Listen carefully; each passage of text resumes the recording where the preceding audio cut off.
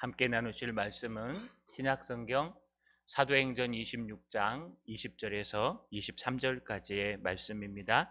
신약성경 233페이지에 있습니다.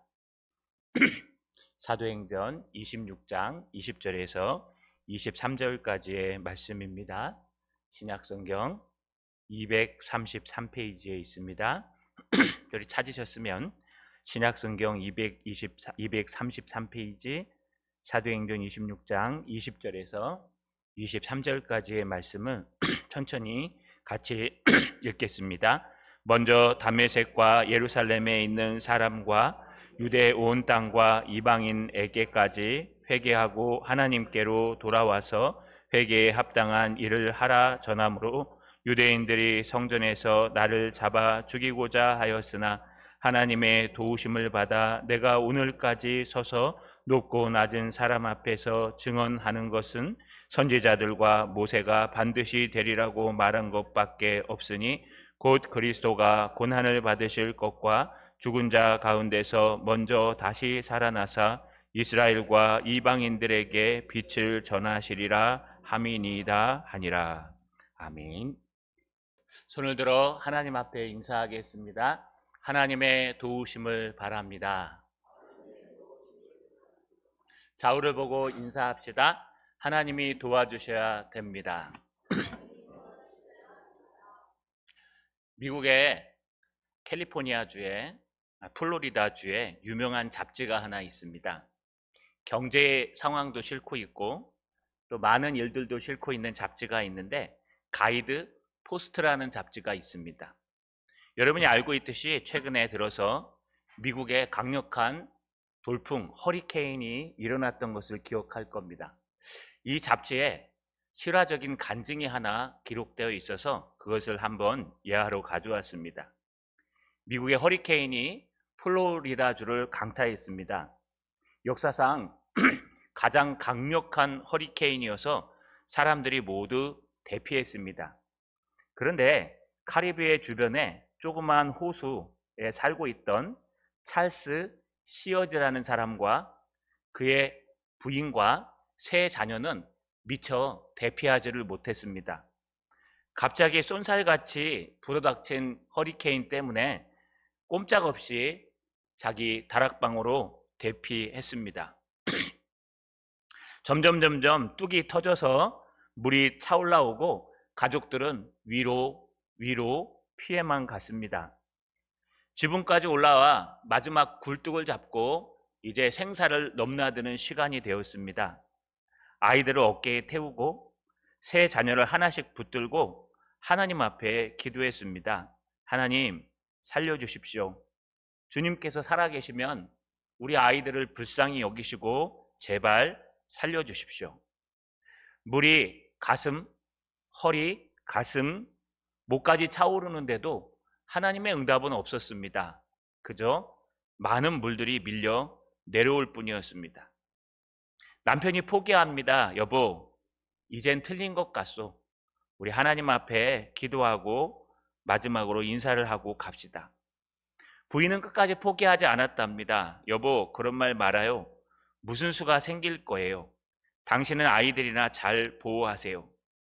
둘은 티격태격 하면서 마지막 하나님 앞에 기도하고 있는데 갑자기 하나님이 보이기 시작했습니다. 하나님 앞에 간절히 기도하다 보니까 미처 보지 못한 하나님 우편에 앉아 계신 예수님을 보기 시작했습니다. 그리고 주님 앞에 찬송가를 부르기 시작했습니다. 너 근심 걱정 말아라. 주 너를 지키리. 주 날개 밑에 거하라. 주 너를 지키리. 주 너를 지키리. 아무 때나 어디서나 주 너를 지키리. 늘 지켜주시리. 이 순간 찰스와 그의 아내는 하나님을 보며 기쁨을 누렸다고 합니다. 바로 그때 옆에서 나룻배 하나가 떠내려왔답니다. 그 나룻배를 잡고 5가족이 모두 탈출에 성공했습니다. 탈출한 후에 이 극적인 일들을 간증하고 전하며 이 사람 저 사람에게 복음을 전하고 사셨다고 기록되어 있습니다. 거짓말이 아니고 싫어합니다. 여러분, 우리는요, 어렵고 힘들 때 주님을 바라보고 우리를 지키시는 주님을 위해 기도하면은요, 우리의 영안이 뛰어서 우리 옆에서 지키고 계신 하나님이 보일 겁니다. 뿐만 아니라 눈을 뜬 자에게 하나님은 이 찰스 가정처럼 나룻배를 보내주실 겁니다. 오늘 말씀을 통해서 닫았던 우리 마음을 뜨고 우리 마음의 눈을 하나님의 말씀으로 뜨는, 그래서 옆에 계신 주님이 보이는 하루가 되시기를 주님의 이름으로 간절히 소망합니다. 사도 바울은요, 지금 아그리빠 왕과 베니게 앞에서 복음을 전하고 있습니다. 그들은 아주 귀한 옷을 입고 많은 사람들 앞에서 높은 자리에 앉아 있지만 정작 복음을 전하는 바울은요, 죄인이 되어서 착고에 채워지고 양옆에 간수들의 손에 붙들려서 연설을 하고 있는 겁니다. 참 우스꽝스럽습니다. 그럼에도 불구하고 사도 바울은 홀리지 않고 좌절하지 않고 그 자리에서 최선을 다해서 하나님의 복음을 전합니다. 그 복음이 무엇입니까? 하늘에서 그에게 보이신 자기가 빛 대신 예수 그리스도를 만난 간증으로부터 시작했습니다. 다메섹 도상에 아무도 일하지 않는 정오의 때학빛 속에서 정말 옳다고 생각하는 예수 그리스도를 믿는 자들을 잡아 죽이기 위해 다메섹까지 가는 도중에서 하늘에서 큰 빛을 만났습니다. 태양빛보다 더 큰 빛, 위대하고 더 밝은 빛 예수 그리스도를 만나고 그는 모든 인생이 바뀌었습니다. 바로 그 얘기를 하기 시작하는 겁니다. 그런데 이렇게 나를 만나주시고 나에게 여러분 히페레테스, 바로 증인과 종의 사명을 주신 이유는 무엇인가? 사도 바울은 앞에서 17절에 이렇게 얘기했습니다. 이스라엘과 이방인들에게서 내가 너를 구원하여 그들에게 보내어 그 눈을 뜨게 하여 어둠에서 빛으로 사탄의 권세에서 하나님께로 돌아오게 하고 죄사함과 나를 믿어 거룩하게 된 무리 가운데서 기업을 얻게 하리라 하더이다. 지금 이 사도 바울을 고소한, 평생 나면서부터 하나님의 백성이라고 자부했던 유대인들을 뭐라고 얘기하느냐? 눈뜬 장님이라고 표현하는 겁니다. 두 눈은 멀쩡하게 뜨고 있는데 어떻게 살아야 될지 아무것도 안 보입니다. 내가 맞다고 생각하는데 거기에는 길이 없습니다. 주님이 옆에서 보고 계시는데 주님이 보이지 않습니다. 사도 바울도 그런 사람이었습니다. 그런데 그런 어두컴컴한 인생을 사는 사도 바울에게 주님께서 빛으로 만나주시고 진정한 마음의 눈을 띄워주셨습니다. 마음의 눈을 뜨고 난 후에야, 이 영적인 눈을 뜨고 난 후에야 사도 바울은 자신이 잘못됐다는 것을 깨닫고 하나님께 돌아와 하나님의 복음을 증거하기 시작했습니다. 어떻게 증거했을까요? 오늘 20절에 보시면 먼저 다메섹과 예루살렘에 있는 사람들과 유대 온 땅 이방인에게까지 전했다고 합니다.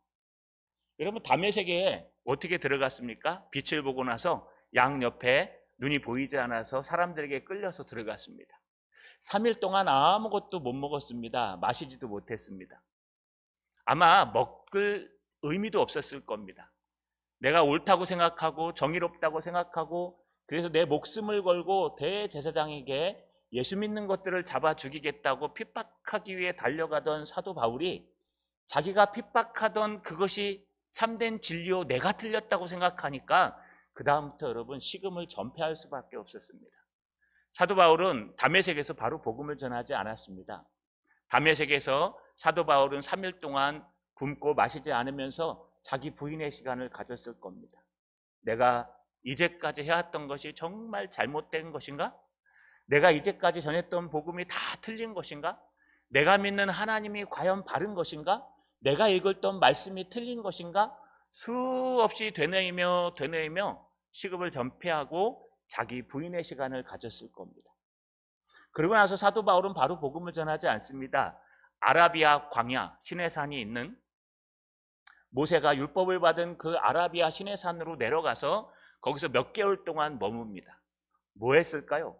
아라비아 광야 하면 출애굽과 연관이 있고 구약 말씀과 연관이 있기 때문에 구약, 이 당시까지도 신약이 없었기 때문에 내가 알고 있는 기록된 성문서, 토라, 구약의 말씀이, 하나님의 말씀이 과연 잘못된 해석이었나? 다시 한번 몇 개월 동안 성경을 읽으면서 자기 자신을 돌아보고 또 돌아봤을 겁니다. 그러고 나서 비로소 메시아가 보였을 겁니다. 그러고 나서 비로소 구약에 계시된 메시아가, 구약에 오시라한 메시아가 바로 예수구나, 예수가 그리스도이시구나 라는 것을 발견했습니다. 그는 돌아온 다음에 다메섹에서 3년 동안 복음을 전하기 시작했습니다. 여기 다메섹에부터 시작했다라는 말은 다메섹에서 3년 동안 복음을 전했다는 얘기입니다. 사람들이 가만 놔두지 않습니다. 여러분, 왜 가만 놔두겠습니까? 엊그저께만 해도 우리와 한패거리가 되어서 정말 예수 믿는 사람을 핍박해야 된다, 예수는 가짜다고 전했던 그 친구가 씩 돌이켜서요, 갑자기 예수 믿으라고 하니 유대인들이 가만히 있겠습니까? 그들이 어떻게 하면 사도 바울을 잡아서 처치할까 성문에서 늘 기다리며 여러분, 그를 해치려고 기다렸습니다. 사도 바울은 어쩔 수 없이 형제들의 도움을 받아 광주리를 타고 밤중에 다메섹 성을 내려와 예루살렘으로 도망쳤습니다. 예루살렘에 도착했습니다. 거기서는 좋았을까요? 아니요. 모든 제자들이 사도 바울을 안 만나줍니다. 저 사람 얼마 전까지만 해도 예수 믿는 사람 핍박했던 자인데 우리가 만났다가 혹시 트랙에 걸려서, 매복에 걸려서 죽는 거 아니야? 안 만나. 그때 바나바가 나타나서 중재함으로 보름 동안 함께 교제할 수 있었습니다. 하지만 그곳에도 끝나지 않습니다. 사도 바울이 자기가 아는 구약 성경과 예수 그리스도를 접목해서 모든 유대인들을 공격하니까 유대인들이 또 사도 바울을 죽이고자 합니다. 형제들이 그걸 알고 그를 밤중에 자기의 고향 길리기아 다소로 보냅니다. 다소에 가선 가만히 있었을까요? 아니요. 거기서도 복음을 전하다가 결국 전도 여행까지 떠나는 사도 바울의 위대한 일들을 이야기하고 있습니다. 여러분, 사도 바울이 이렇게 하나님으로부터 빛되신 모습을 만나서, 빛되신 예수 그리스도를 만나서 내 마음의 눈은, 영안의 눈을 뜨고 난 다음에 사도 바울이 한 일이 뭐라고요? 내가 있는 곳부터 주변의 모든 눈을 감고 있는 자들에게 영적인 눈을 띄워주는 것이 사도 바울의 사명이었습니다. 그렇다면 사도 바울이 어떻게 영적인 눈을 뜨게 했을까요? 물론 사도 바울이 안 했겠죠. 우리 마음의 눈, 영적인 눈은 우리가 뜨는 것이 아니라 하나님께서 띄워주셔야 됩니다. 성령 하나님께서 임재하셔서 우리의 눈을 띄워주셔야 됩니다. 그런데 여러분, 감고 있는 자들에게 사도 바울이 전한 영적인 눈을 띄는 메시지가 오늘 세 문장이 등장합니다. 오늘 20절 하반절에 보니까 회개하고 하나님께로 돌아와서 회개에 합당한 일을 하라. 이게 사도 바울이 전한 메시지예요. 오늘날 이렇게 나가서 전도하시면 다 도망갑니다. 사람 만나갖고 당신은 죄인입니다. 오늘부터 회개하십시오. 네 뭔 소리 하고 있는 거야? 네가 잘 믿어. 내가 무슨 죄를 졌어? 내가 우리 옆 사람한테 해를 끼쳤어? 아니면 이 세상에 뭐 범죄를 했어? 법적으로도 깔끔한 사람인데 내가 무슨 죄이냐? 여러분, 이게 복음 이렇게 전하면요, 오늘날 모든 사람들이 대부분 다 도망갈 겁니다. 그럼에도 불구하고 여러분, 우리 시대만 그럴까요? 아니요. 사도 바울의 시대 때도 굉장히 철학이 발전한 시대이기 때문에 이렇게 복음을 전하면 다 도망갑니다. 회개하라. 천국이 가까이 왔느니라. 회개하고 하나님께 와라. 그리고 회개에 합당한 삶을 살아라. 오늘 세 가지 문장이 등장하는데 애석하게도 우리 가슴에 찔리는, 또 우리 가슴을 아프게 하는, 가슴을 찌르는 문장임에도 불구하고 사도 바울은 정확하게 세 개의 단어를 통해서 하나님의 눈을 뜰 수 있다고 소개합니다. 회개하라, 하나님께로 돌아오라, 회개에 합당한 삶을 살아라. 여러분, 이 세 개가 진정한 하나님의 눈을 뜨게 하는 복음입니다. 회개하라는 단어가 뭘까요? 여러분, 이 회개하라라는 단어가 히브리어 헬라어 원문의 메타노에오라는 단어입니다. 이 메타라는 단어는 여러분 바꾸다, 돌이키다, 노예요라는 단어는 고치다 이런 뜻으로 여러분 돌이켜 고치다, 돌이켜 보다 이런 단어입니다. 마음을 뉘우치다, 마음을 돌이키다 이런 뜻입니다. 네가 지금 가고 있는 길을 멈추고 돌이키라는 겁니다. 네가 지금 생각하고 있는 모든 것들을 멈추고 돌이키라는 겁니다. 우리 인간은요, 눈이 세 개라고 말씀드렸습니다. 두 개의 눈은 다 알고 계십니다. 오른쪽 눈, 왼쪽 눈. 그런데 이것만 눈이 아닙니다. 우리 마음에도 눈이 있습니다. 우리 마음의 눈이 더 심각합니다. 이쪽 눈이야 좀 침침해지면 덜 보면 됩니다. 한쪽 눈이 다치면 다른 한쪽 눈으로 충분히 감당할 수 있습니다. 또 여러 가지 노안이 와서요, 책을 보기 어려우면 돋보기 쓰면 됩니다. 물론 맹인이 되면 안 되겠지만 이런 여러 가지 일들을 할 수 있습니다. 그런데 마음의 눈은 하나밖에 없습니다. 이 마음의 눈, 영적인 눈은 잘못 뜨면 큰일 납니다. 잘못 뜨면은요, 여러분 이 세상을 바르게 보지 못합니다. 이 마음의 눈을 감고 있으면 아무것도 보이지 않습니다. 그래서 지금 무슨 얘기하는 거냐? 사도 바울은 너의 마음의 눈을 뜨라. 이게 회개하랍니다. 네가 하나님을 향해 돌이키지 못한 모든 마음의 눈을 떠라. 너의 모든 생각과 너의 모든 감정과 너의 모든 습관 속에서 하나님을 보지 못하던 세속적인 눈으로만 봤던 모든 것들을 내려놓고 하나님께로 뉴턴 돌이키라. 이게 회개하라는 뜻입니다. 여러분, 이 메시지는요, 사도 바울만 전한 게 아닙니다. 세례 요한도 사역을 시작할 때 이렇게 전했습니다. 마태복음 3장 2절에 회개하라, 천국이 가까이 왔느니라. 예수님도 마태복음 4장 17절에 사역을 시작하실 때 이렇게 말씀하셨습니다. 이때부터 예수께서 비로소 전파하여 이르시되 회개하라, 천국이 가까이 왔느니라 하시더라. 예수님의 제자들도 복음을 전할 때 이렇게 전했습니다. 마가복음 6장 12절에 제자들이 나가 회개하라 전파하고, 모든 사람들의 복음의 시작은 회개하라입니다. 메타 노에오, 너의 가는 생각, 너의 가는 길, 네가 옳다고 생각하는 모든 것들을 다 내려놓고 하나님께로 돌아서라. 인생을 돌아서라. 네가 죄인임을 깨닫고 너의 죄를 자복하고 하나님께로 돌이키라. 메타 노에오, 이게 회개하라는 뜻입니다. 오늘날 나가서 이렇게 전하시면 사람들이 욕하십니다. 하나님은 사랑이십니다. 하나님은 당신을 사랑하십니다. 어찌됐든 교회 한번 오셔서 당신을 사랑하시는 하나님을 한번 만나보시지요. 여러분, 이게 가장 부드럽습니다. 뭐 틀리진 않습니다. 그런데 사실 하나님 말씀대로 하면 우리가 죄인임을 깨닫지 못하는 이상 절대로 하나님이 우리를 사랑하신다는 건 깨달을 수 없습니다. 그래서 실제로 사형리 같은 복음서는요, 성경대로 만들어진 건 아닙니다. 원래 복음의 시작은 당신은 죄인입니다. 이게 시작입니다. 여러분, 우리 모두는 죄인인데도 불구하고 제일 듣기 싫어하는 것이 당신은 죄인이니까 회개하십시오. 여러분, 우리 잘못하면 죄송합니다, 미안합니다, 내가 잘못했습니다, 이거 한마디 하는 게 어렵습니까? 많이 어렵죠? 나이가 들면 들수록 더 어려운 얘기가 뭐냐 하면요, 죄송합니다, 잘못했습니다, 제가 실수했네요. 이거 정말 못하는 것 같습니다. 특별히 이 아랫역에 있는 사람은 정말 못합니다. 같은 목사끼리도 잘 안 하고요, 우리 성도님끼리도 잘 못합니다. 왜 못하냐 하면은요, 이 경상도 특유인 것 같아요.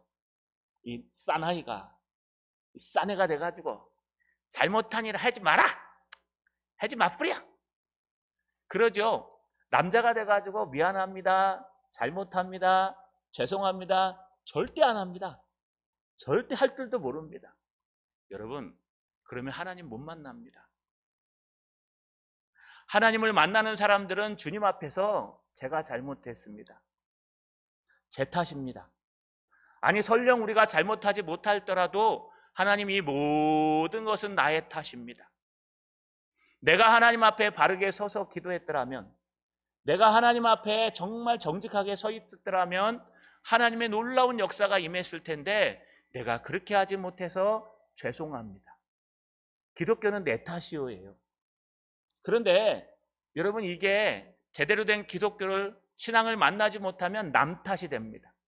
하나님 말씀을 열심히 공부해서요, 네 탓이야. 하나님의 말씀이 봐라, 네가 잘못됐지. 네 탓이야. 봐라, 하나님 이거 있잖아. 아주 말씀을 유용하게 사용하면서 사람들을 괴롭힐 수 있습니다. 이건 복음이 아닙니다. 진정한 복음이요, 진정한 신앙은 회개하는 겁니다. 메타노에오. 하나님 혹시 내가 틀리지 않았습니까? 영적인 거장들이 등장합니다. 역사에 보시면은 세상을 바꾸고 복음을 바꾼 영적인 위대한 선배들이 등장합니다. 어거스틴, 칼빈, 여러분 존 오웬, 조나단 에드워즈, 존 스토트, 뭐 나가서 서점에 가시면 수없이 역사를 바꾼 선배들이 등장합니다.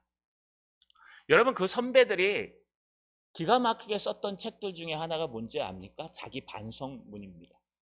특히 어거스틴은요, 나이가 들어 성숙해진 다음에 그의 노년에 쓴 책이 하나 있는데 그게 바로 참회록입니다.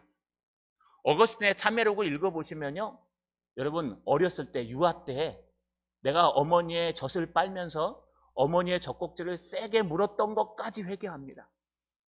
내가 얼마나 잘못된 인간이고 얼마나 예수 앞에서 범죄된 사람이고 얼마나 죄악된 사람인지 자기 자신을 돌이켜 기도하며 회개하며 쓴 것이 참회록이에요. 저는 어거스틴의 생애 책과 이 참회록을 같이 읽다가 펑펑 울었습니다. 어머니가 돌아가시고 난 다음에 참회록 쓴 부분이 있었습니다.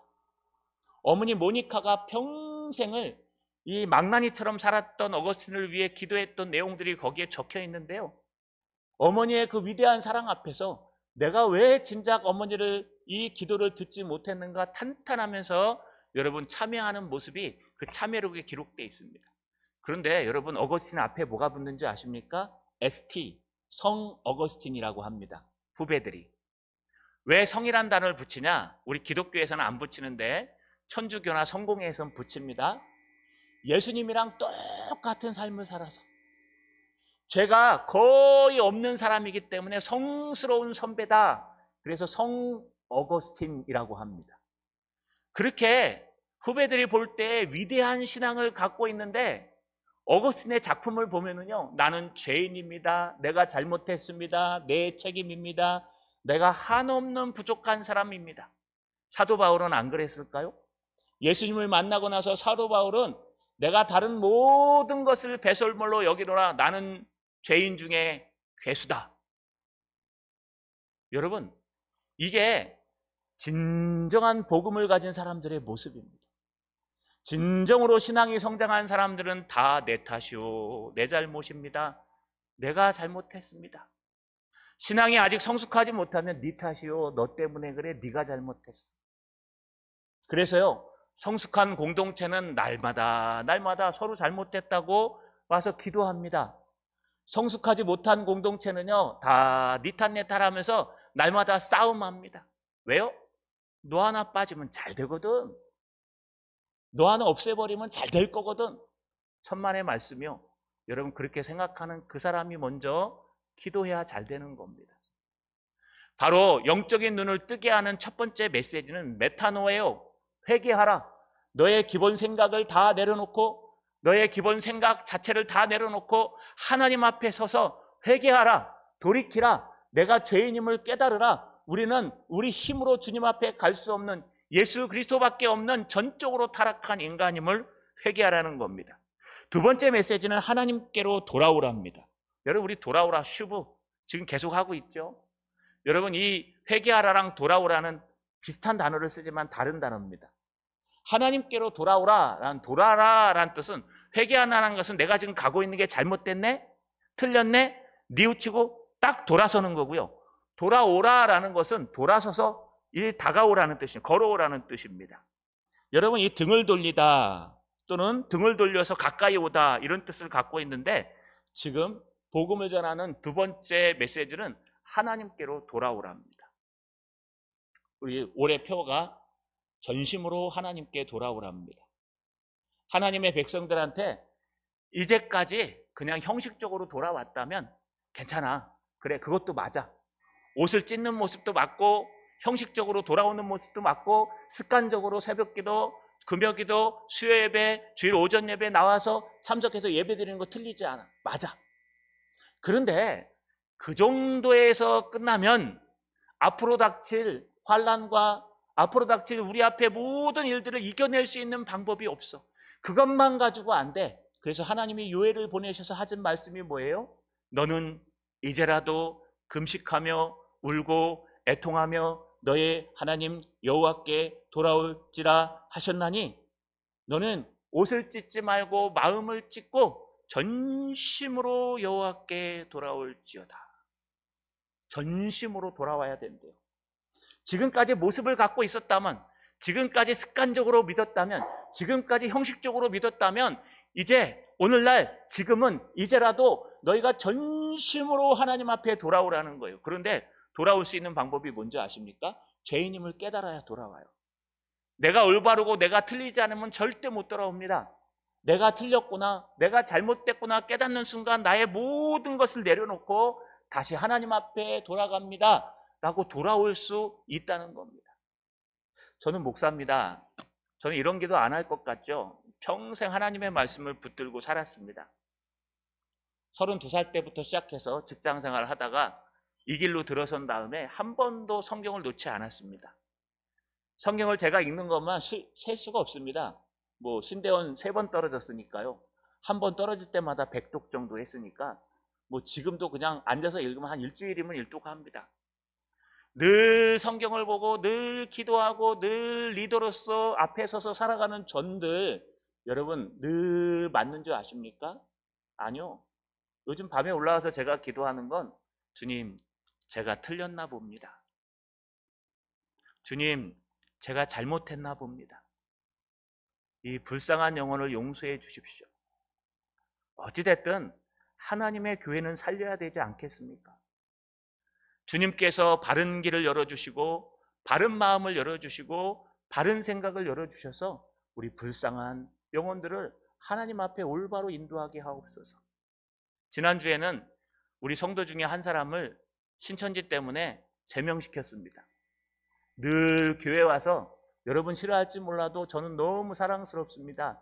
아침부터 저녁까지 저 카페에 앉아서 난로 앞에 앉아서 목사님 하면서 저 요즘 너무 행복해요.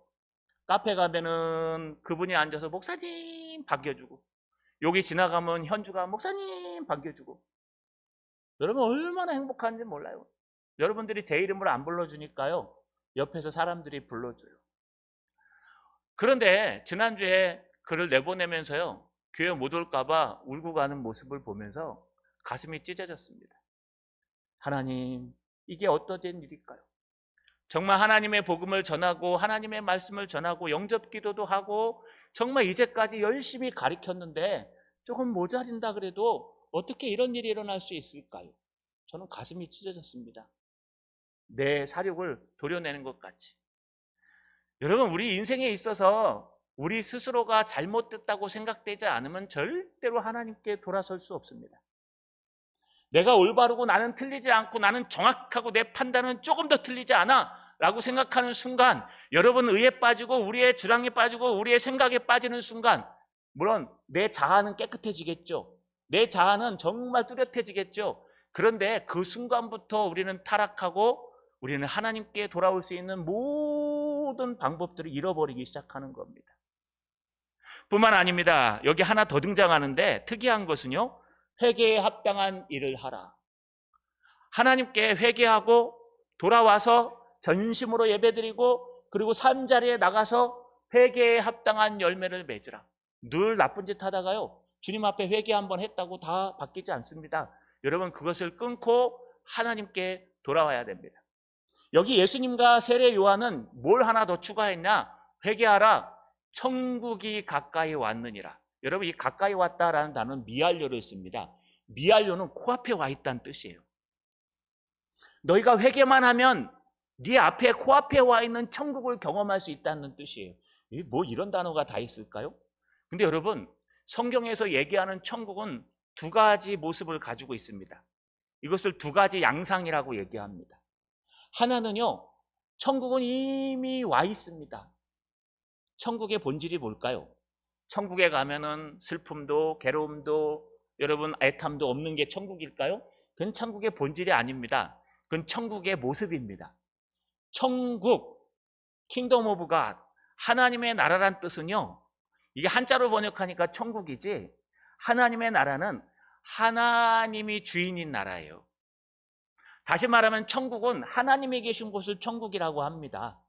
하나님이 계신 곳이 워낙에 거룩하고 하나님이 계신 곳이 죄가 없기 때문에 갈등하고 싸울 일도 없고 눈물 흘릴 일도 없고 그냥 기쁨의 예배만 드리는 곳이기 때문에 그런 모습을 갖고 있는 거지, 여러분 이 모습 이대로 천국 가면 그렇게 안 돼요. 우리의 죄악이 사라져야 천국이 경험될 수 있습니다. 그런데 구약 사람들은요, 메시아가 그리스도가 이 땅에 오면 천국이 온다고 얘기했어요. 우리 여러분 베들레헴 말구유에 그리스도가 오지 않았습니까? 이미 구약 사람들 입장에선 천국이 온 거예요. 그래서 예수님이 복음을 전할 때 회개하라, 천국이 이미 왔느니라, 이런 뜻입니다. 너희가 회개하고 마음의 문을 열고 예수를 나의 그리스도로, 예수를 나의 길이요 진리요 생명으로, 예수를 나의 힘과 모든 것의 원천으로 받아들이면 이미 네 코앞에 온 이 천국이 너의 마음속으로 침투하여 들어와서 네가 네 마음의 천국을 누릴 수 있느니라. 할렐루야. 여러분 이게 천국이에요. 천국은요, 내가 예수를 주로 시인하면은요, 성령 하나님께서 내 안에 내주하셔서, 아니 거꾸로예요. 성령 하나님이 내 안에 들어오시면 내 마음의 눈이 열리고 내 귀가 열리고 내 생각이 열리고 내 영안이 열려서 하나님의 말씀이 들리고 하나님의 가르치심이 들리고 하나님의 인도하심이 들리고 그 빠져가는 물속에서 하나님이 보이고 내가 어려운 상황에서 하나님이 붙들고 계시는 모습이 보여서 내 안에 성령이 함께 하셔서 내가 이 땅에서 천국을 누릴 수 있다는 거예요. 이것을 오스카 쿨만이요, 이미 온 천국이라고 표현합니다. 여러분 성령이 아니고서는 예수를 주로 시인할 수 없습니다. 그렇기 때문에 여러분이 예수님이 나의 주인이십니다 라고 고백할 수 있는 건 이미 여러분 마음속에, 여러분 영안 속에 성령이 들어가셔서 여러분 마음을 열었기 때문에 들리는 거예요. 여러분 아무리 박사학위 똑똑한 철학 박사를 갖다 놔도요, 이 설교 하나도 안 들릴 겁니다. 지나 잘하지. 그런데 정말 가급한 영혼, 정말 영안이 열린 영혼은 하나님의 말씀이 들려요. 하나님의 음성이 들려요. 예수가 보여요. 그래서 성령께서 내 안에 계세요. 그러면 성령도 하나님이시죠? 하나님이 계신 곳이 뭐라고요? 킹덤 오브 갓, 하나님의 나라, 천국이에요. 여러분 이미 천국은 우리 안에 와 있어요. 그래서 마태복음 13장에 보시면 천국 비유가 등장해요. 씨가 겨누 보진그 이렇게 외웁니다. 씨 뿌린 자의 비유. 이런 천국이 어디 있어요? 천국은 그냥 꼴깍 죽으면 하나님 앞에 예수 믿냐 안 믿냐, 믿어 통과 천국, 이렇게 가야 되는 거 천국 아니에요? 그런데 천국은 마치 씨 뿌리는 자의 씨 뿌리는 것과 똑같다. 씨를 뿌리는 자가 말씀의 씨앗을 갖다가 탁 뿌렸더니 더러는 돌짝밭에, 더러는 길가에, 더러는 가시나무 숲에, 더러는 옥토에 떨어져서 다른 것들은 다 열매를 못 맺고 옥토에 떨어진 것만 30배, 60배, 100배의 열매를 맺느니라. 이게 무슨 천국이에요? 그럼 천국에 가도 은혜 못 받아요? 아니에요, 여러분. 천국 비유에는요, 두 가지 양상을 다 얘기하는 거예요. 이미 너희 가운데 천국이 왔는데, 이미 너희가 예수를 믿는다는 것은 성령이 아니고서는 예수를 주로 시인할 수 없기 때문에 성령이 너희 안에 들어갔기 때문에 마음의 눈이 띄어지고 회개하고 하나님께로 돌이키고 하나님의 말씀을 붙들고 살게 되어 있기 때문에 그 천국이 된 그 마음밭에 하나님의 말씀이 뿌려졌을 때 너의 마음이 잘 기경되고 갈아져서 아멘, 아멘 하면서 그 말씀을 받아 먹으면 그 말씀이 내 마음에 들어가서 30배, 60배, 100배의 열매를 맺는다는 거예요.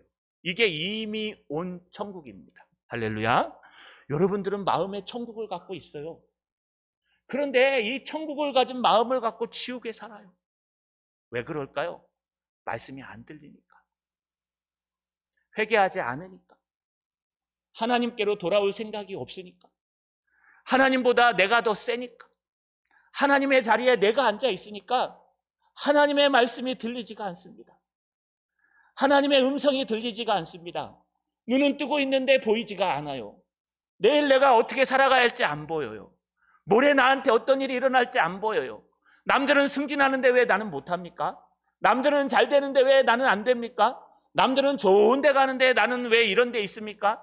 남들은 이런데 나는 왜 이러는 겁니까? 왜 저 사람은 저렇게 할 수밖에 없을까요? 왜 이런 건 이렇게 할 수밖에 없었을까요? 이 모든 게 시작이 어딘 줄 아십니까? 우리의 마음의 눈을 감았기 때문에 시작되는 거예요. 하나님은 여전히 사랑하십니다. 보라, 내가 문 밖에 서서 두드리노니 네가 문을 열면 내가 네 안에 들어가서 너로 더불어 먹고 너는 나로 더불어 먹으리라. 우리 하나님은요, 딱 옆에 계세요. 우리 하나님은 우리 앞에 계세요. 우리 하나님은 여러분이 마음의 문을 열기를 바라요. 회개하고 하나님께 돌이켜 회개에 합당한 열매를 맺으면 회개하라, 천국이 가까이 왔느니라. 이미 우리 안에 천국이 왔다는 거예요. 그런데 우리는 그 천국을 애써 밀어냅니다. 에이, 하나님 싫어요. 지금이 좋사오니. 에이, 하나님 이거 하니까 내가 싫어요. 난 미안하다는 얘기 못합니다. 하나님 앞에 잘못한 얘기 못합니다. 나는 언제나 맞습니다. 나는 언제나 되새기고 내가 판단하는 건 100% 맞습니다. 나는 조금도 안 틀려요. 여러분, 이거는 천국에 가지 못하는 모습입니다. 물론 완전된 천국이 오면은 예수 믿는 것 때문에 갈 수 있을 겁니다. 하지만 우리의 마음의 눈을 뜨는 메시지, 우리의 마음의 눈을 뜨고 하나님을 볼 수 있는 메시지, 우리를 정말 사랑하셔서 자기 하나밖에 없는 외아들을 보내신 주님을 바라볼 수 있는 메시지는요, 회개하라, 천국이 가까이 왔느니랍니다. 자, 여러분, 이번 한 주간도 우리의 뜻을 돌이켜서 나는 틀린 것이 없을까? 나는 정말 하나님 앞에 제대로 기도하고 있을까? 여러분, 모든 것을 내려놓고 주님을 바라보는 영안의 눈은 뜨는 저와 여러분 되시길 주님의 이름으로 간절히 소망합니다. 사도 바울은요, 한 가지를 더 이야기합니다. 무슨 얘기를 했을까요? 자, 이렇게 회개하라, 하나님께로 돌아오라, 회개에 합당한 열매를 맺어라 고 전했습니다. 그러면 여러분, 하나님의 백성이면 어떻게 반응해야 될까요? 정말 하나님을 만난 사람이라면, 하나님의 백성이 맞다면 이렇게 반응해야 될 거예요. 세례 요한이 회개의 세례를 증거하니까요, 예루살렘과 유대와 그 광야 주변에 있는 모든 사람들이 돌아와 회개의 세례를 받더라. 와, 저기에 복음이 있다. 내가 잘못됐구나. 우리 회개하고 하나님 품으로 돌아가자. 이래야 됩니다. 그런데 절대로 그렇게 안 합니다. 오늘 21절에 보니까 유대인들이 성전에서 나를 잡아 죽이고자 하였으나, 여기 번역이 안 된 게 하나 있어요. 여러분, 가끔 보면은 우리 번역으로 넘어올 때 헬라어에서 한글로 번역할 때 빼먹는 부분이 있는데, 여기는 아주 치명적으로 빼먹습니다. 뭐냐면요, 헤네카 투톤이라는 단어를 빼먹어요. 이 헤네카 투톤을 우리나라로 번역하면 바로 그 일 때문에 이런 뜻이에요. 헤네카 투톤, 바로 그것 때문에. 그것이 뭘까요? 앞에 복음 때문에. 사도 바울이 그냥 와서 하나님이 너를 얼마나 좋아하시는지 몰라. 너는 하나님의 백성이야. 너는 안 망해. 걱정하지 마. 너는 뭐든지 잘 될 거야. 여러분, 그렇게 막 전했더라면 다 좋아했을 거예요. 너 예수 믿든 말든 뭐 상관없어.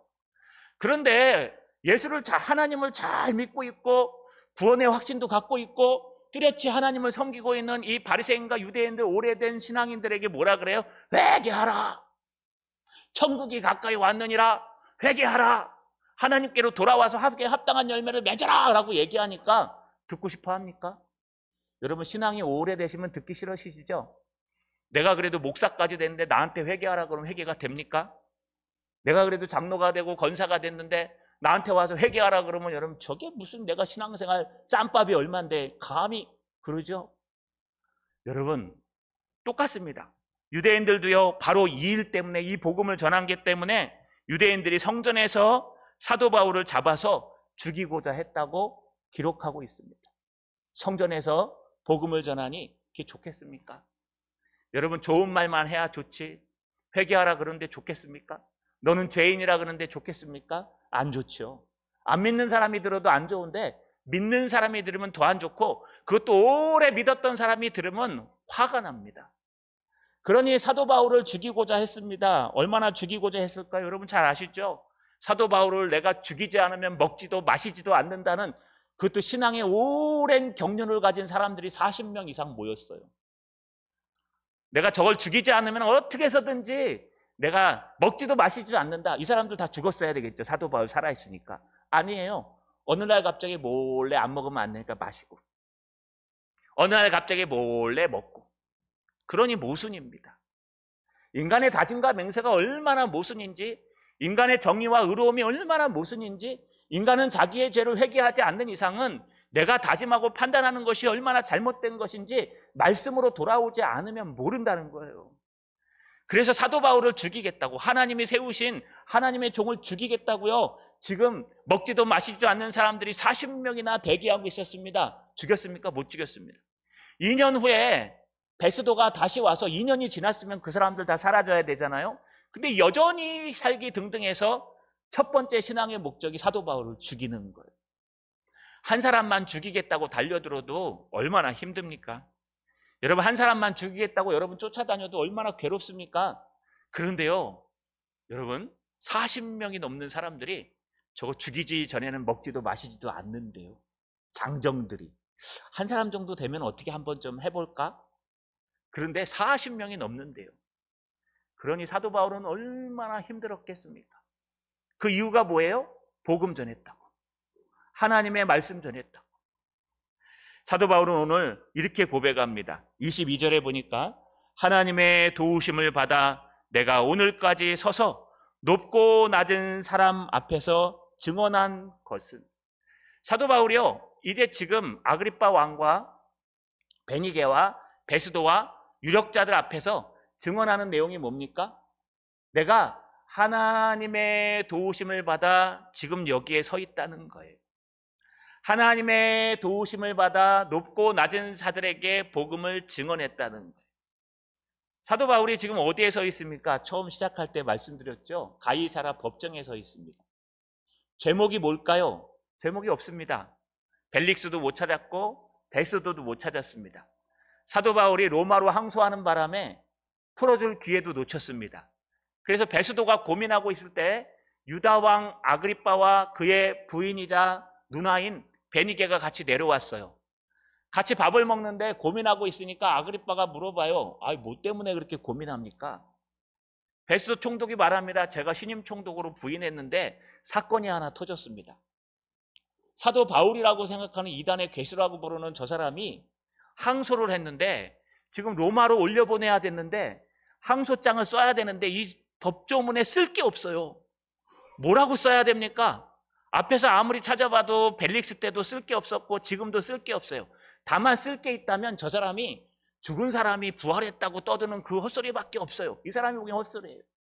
그러니 유대왕 아그리빠가요, 우리 한번 봅시다. 내가 한번 보고 평가하겠습니다. 그래서 지금 사도 바울이 법정에 서 있고 아그리빠 왕은 앞에서 그걸 듣고 있는 겁니다. 지금 아그리빠 왕한테 복음을 전하고 있는 거예요. 그러면서 사도 바울이 뭐라고 얘기합니까? 내가 지금 이곳에 서 있는 것은 하나님의 은혜입니다. 하나님의 도우심을 받아 내가 오늘까지 여기에 서 있을 수 있었습니다. 여러분, 앞에 쭉 말씀드렸죠. 다메섹에서 잡아 죽인다 그래서 밤에 광주리를 타고 도망쳤습니다. 예루살렘에서 잡아 죽인다 그래갖고 밤에 형제들을 틈으로 여러분 길을 내가지고 여러분 길리기아 다소로 도망갔습니다. 또 여러분, 이것으로 끝났을까요? 사도 바울이 지금 여기에 서 있는 건 정말 기가 막힌 일이에요. 얼마 전에 사도 바울이 어떻게 했습니까? 복음을 전하고 이제 유월절을 지키러 내려오다 오순절을 지키고 있는데 에베소 이방 천론 드로부모랑 함께 있는 것을 봤다고 누가 오해하는 바람에 지금 여기까지 잡혀온 거예요. 그때도 죽을 뻔했어요. 아까 말씀드린 40인의 그 사람들이 죽인다 그래서 도망왔어요. 2년이 지난 후에도 여전히 죽인다 그래서 도망왔어요. 뿐만 아닙니다. 높고 낮은 사람 앞에서 증언한 것도 기가 막힙니다. 사도 바울은 3번의 전도여행을 다녔습니다. 1차, 2차, 3차. 이 전도여행 중에 사도 바울이 얼마나 어려움을 당한지 아십니까? 사도 바울은 평생 안질이 있었습니다. 이게 나중에 고린도에 가면 너무 싸워서 간질로 바뀌어요. 발작하는. 그런데 이런 몸을 가지고 3차 전도여행을 떠났습니다. 여러분, 사도 바울의 전도여행을 이렇게 표현합니다. 고린도후서 1장 8절에서 형제들아, 우리가 아시아에서 당한 환난을 너희가 모르기를 원하지 아니하노니 힘에 겹도록 심한 고난을 당하여 살 소망까지 끊어지고 우리는 우리 자신이 사형 선고를 받은 줄 알았으니 이는 우리로 자기를 의지하지 말고 오직 죽은 자를 다시 살리시는 하나님만 의지하게 하심이라. 그가 이같이 큰 사망에서 우리를 건지셨고 또 건지실 것이며 이후에도 건지시기를 그에게 바라노라. 고린도후서 11장 23절. 그들이 그리스도의 일꾼이냐 정신없는 말을 하거니와 나는 더욱 그러하도다. 내가 수고를 넘치도록 하고 옥에 갇히기도 더 많이 하고 매도 수없이 맞고 여러 번 죽을 뻔하였으니 유대인들에게 40에 하나 감한 매를 5번이나 맞았으며 3번 태장으로 맞고 1번 돌로 맞고 3번 파선하고 일주일 주야를 깊은 바다에 지냈으며 여러 번 여행하면서 강의 위험과 강도의 위험과 동족의 위험과 이방인의 위험과 시내의 위험과 광야의 위험과 바다의 위험과 거짓 형제 중의 위험을 당하고 또 수고하며 애쓰고 여러 번 자지 못하고 줄이며 목마르고 여러 번 굶고 춥고 헐벗어노라. 이게요, 병자가 당한 거예요. 안질과 간질이 있고 삐짝 말라가지고 교통도 제대로 없어서 걸어다니면서 15년 이상을 복음을 전했던 사도 바울이 하는 고백이에요. 그러면서 뭐라고 얘기합니까? 아그리빠 왕이요, 내가 지금 이렇게 서 있는 것, 이 자리에 서 있는 것 그 자체가 하나님의 도우심, 하나님의 지켜주심 때문에 가능한 겁니다. 내가 3차 전도행을 통해서 이런 어려움들을 당함에도 불구하고 내가 예수를 놓치지 않고 복음을 무사히 전할 수 있었던 것은 하나님이 도와주셔서 가능한 것입니다. 할렐루야. 말씀을 마치겠습니다. 영적인 눈을 뜨면 하나님이 도와주십니다. 영적인 눈을 뜨면 하나님께서 우리를 지켜주십니다. 아니요, 이미 여러분 옆에 계십니다. 이미 여러분 앞에 계십니다. 여러분이 가야 될 곳, 서야 될 곳, 여러분이 힘들어하는 그 장소에 주님은 서고 계실 거예요. 우리가 영적인 눈을 뜨지 않았기 때문에 안 보이는 거예요. 여전히 주님은 우리를 붙들고 계시는데 우리는 눈을 감고 있기 때문에 주님이 안 보이는 거예요. 주님이 안 보이면 내가 해야 돼요. 주님이 보이면 주님이 하시면 되는 겁니다. 여러분, 영적인 눈을 뜹시다. 회개하고 하나님께로 돌아옵시다. 모습만 돌아왔다면 전심으로 예배드리고 전심으로 기도하고 전심으로 하나님 앞에 서십시오. 여러분의 영안이 눈이 띄어서 하나님이 보이셔서 하나님이 여러분의 인생을 책임지시는 그런 분들 되시기를 주님의 이름으로 축원합니다. 전능하신 하나님, 고맙고 감사합니다. 우리의 영안의 눈을 뜨게 하여 주옵소서. 감고 있는 우리의 눈을 뜨게 하여 주옵소서. 우리 옆에 주님이 계심을 알게 하옵소서. 우리 앞에 주님이 계심을 알게 하옵소서. 내가 힘들어하는 그곳에도 주님이 여전히 살아계심을 깨닫게 하셔서 하나님의 도우심으로 살아갈 수 있는 한 주간이 되게 하여 주시옵소서. 예수님의 이름으로 기도하옵나이다. 아멘.